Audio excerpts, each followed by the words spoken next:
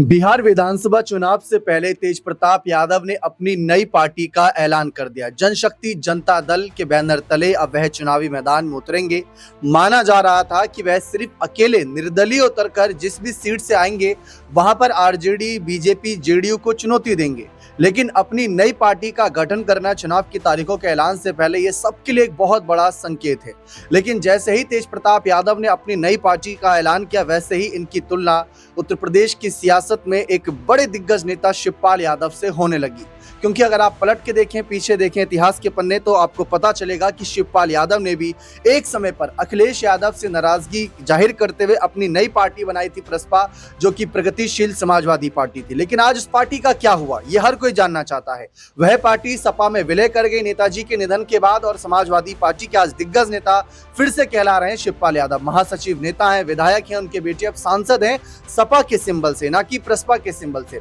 ठीक उसी तरीके से यहाँ पर चर्चा हो रही है तेज प्रताप की कि कहीं बिहार की राजनीति में वह शिवपाल यादव तो नहीं बन जाएंगे, और अगर ऐसा नहीं है तो उनकी आगे की रणनीति क्या है। क्या वह सभी सीटों पर अपने कैंडिडेट उतारेंगे या फिर सिर्फ कुछ एक सीटों तक यहाँ पर अपने आप को सीमित रखेंगे। इसी मुद्दे पर ज्यादा जानकारी लेते हैं। हमारे साथ अमन सर मौजूद है। सर, तेज प्रताप की नई पार्टी को लेकर जो जानकारी आई, पहले तो वो, और दूसरा कितने कैंडिडेट उतार सकते हैं। देखिए, पहली बात तो दीपक, जिस बात को लेकर पहले से चर्चा थी बिहार में खासकर कि तेज प्रताप यादव अपनी नई पार्टी के साथ चुनाव मैदान में उतरेंगे, अब लगभग वो कंफर्म होता हुआ दिखाई पड़ रहा है। क्योंकि यहाँ पर न सिर्फ उनकी पार्टी का नाम निकलकर सामने आया, बल्कि उनको चुनाव चिन्ह भी एक तरीके से मिलता हुआ दिखाई दे रहा है। और यहाँ पर तेज प्रताप यादव जिस तरह से अपनी पार्टी को लेकर उत्साहित हैं, तमाम लोग उनके साथ इस समय खड़े हुए दिखाई दे रहे हैं। क्या ये लोग चुनाव के वक्त भी या चुनाव के आसपास भी उनके साथ में होंगे, अपने आप में ये बड़ा सवाल बन जाता है। क्योंकि 2-3 नाम आपने लिए, जिस तरह से हम उत्तर प्रदेश का जिक्र करें, महाराष्ट्र का जिक्र करें, हम हरियाणा का जिक्र करें, क्योंकि यहाँ पर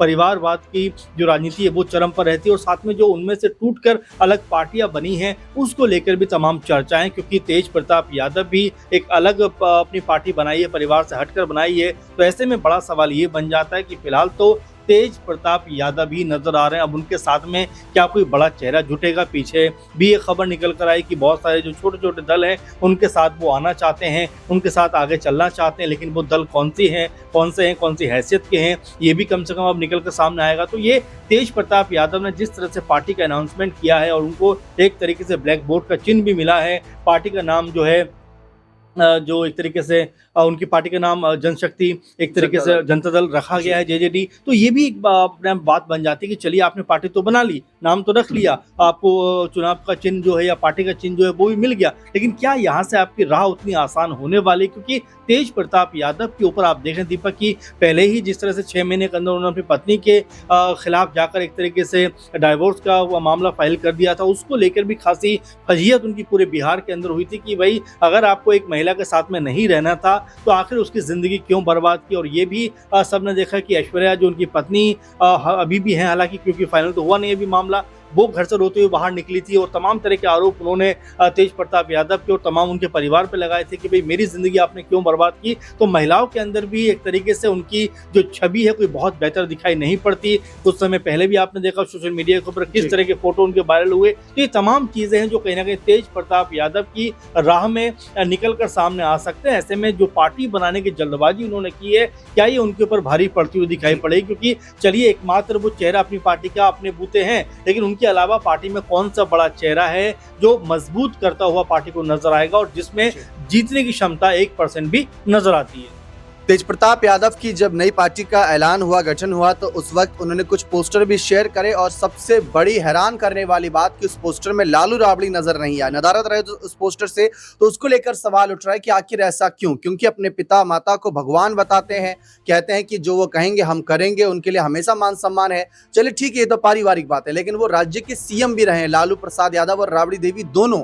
तो ऐसी स्थिति में क्या पोस्टर में उनको जगह देनी नहीं चाहिए? बिल्कुल दीपक, महत्वपूर्ण सवाल आपका है, क्योंकि तेज प्रताप यादव हमेशा से, चाहे पॉलिटिकल बात करें या नॉन पॉलिटिकल बात करें, अपने माता पिता की बहुत इज्जत करते हैं, तवज्जो देते हैं। और आपने देखा भी होगा, कुछ समय पहले भी उन्होंने बाकायदा एक वीडियो जारी किया था जहाँ उनके ऑफिस में बाकायदा उनकी माता और पिता दोनों की तस्वीर लगी हुई थी। लेकिन अब ये बड़ा सवाल बन रहा है कि आखिर उनके पोस्टर से जो अब निकल कर सामने आ रहे हैं, उनके माता पिता दोनों ही नदारद क्यों नजर आ रहे हैं? क्योंकि लालू यादव तो 2-3 बार मुख्यमंत्री रहे हैं, उनके पिता हैं, जाहिर बात है कि उनके आशीर्वाद से कहीं ना कहीं पार्टी को शुरू उनको करना चाहिए था। और पहले भी ये बात वो कहते रहे थे, लेकिन अब जिस तरह का पोस्टर में उनका चेहरा नजर नहीं आ रहा है तो उसको लेकर भी सवाल उठ रहे हैं, क्योंकि हमने कुछ दिनों पहले भी देखा दीपक कि रोहिणी आचार्य को लेकर भी तेज प्रताप यादव ने बयानबाजी की थी और तमाम तरह की बातें उनके पक्ष में वो रखते हुए दिखाई पड़े थे। वहीं तेजस्वी ने भी कल अपनी बहन के लिए, रोहिणी आचार्य के लिए जिस तरह के शब्दों का प्रयोग किया, उसने भी एक माहौल अलग करने का प्रयास किया। तो क्या ये माना जाए कि यहाँ तेज प्रताप यादव को अपने माता पिता से भी कोई बहुत सहयोग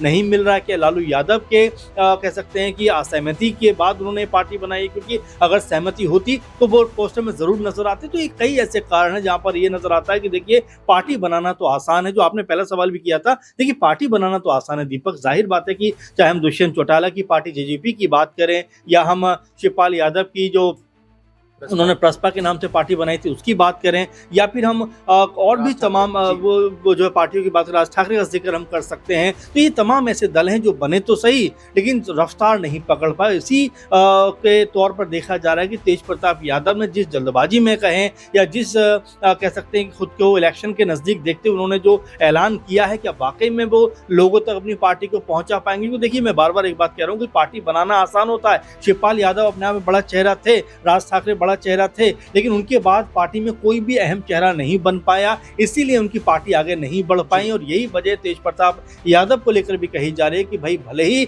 वो पार्टी बना रहे लेकिन अपने अलावा कोई बड़ा चेहरा उनके साथ में दिखाई नहीं पड़ रहा। ऐसे में आगे बढ़ने की संभावनाएं ना के बराबर नजर आती है। आपको बता दें बिहार चुनाव के लिए एक तरफ इंडिया ब्लॉक है, एक तरफ एनडीए और दूसरी तरफ प्रशांत किशोर, ये तीन मुख्य दल नजर आ रहे हैं। मायावती की पार्टी भी है, लेकिन जो एक तीसरे मोर्चे की चर्चा कर रहे थे, पिछली बार मायावती ने बनाया था जिसमें ओवैसी, उपेंद्र कुशवाहा और मायावती की पार्टी खुद थी, लेकिन इस बार ऐसा लग रहा है कि तेज प्रताप वो काम कर सकते हैं, क्योंकि ओवैसी की तरफ से ऐसे कुछ इशारे मिले थे कि अगर तेजस्वी ना सही तो तेज प्रताप से। देखिए बिल्कुल, और आपने एक बात और भी नोट की होगी कि तेज प्रताप यादव ने भी ये बयान दिया था कि जो लोग ओवैसी को पार्टी में या गठबंधन में नहीं लेना चाहते हैं वो हमारे सहयोग में आ सकते हैं। तो जाहिर बात है कि ये हो सकता है, लेकिन देखिए ओवैसी को भी पता है कि तेज प्रताप यादव को अभी अपने आप को साबित करना है। अगर हम आरजेडी के साथ जाते, क्योंकि देखिए लगातार लेटर लिखे जा रहे हैं, कल भी उनका बयान निकलकर सामने आया कि भाई कम से कम हम 6 सीटें मांग रहे हैं सीमांचल की 24 में से, तो हमें इतना तो हक बनता है कि हम पिछली बार भी 5 सीटें जीते थे। तो ऐसे में आप समझ सकते हैं कि ओवैसी का भी रुझान पूरी तरीके से अभी भी महागठबंधन की तरफ ही टिका हुआ है, क्योंकि देखिए तेज प्रताप यादव को अभी अपने आप को साबित करना है। लेकिन यहाँ महागठबंधन की बात की जाए तो जितनी सीटें उनके पास हैं लगभग वो सरकार के करीब नजर आते हैं। तो ऐसे में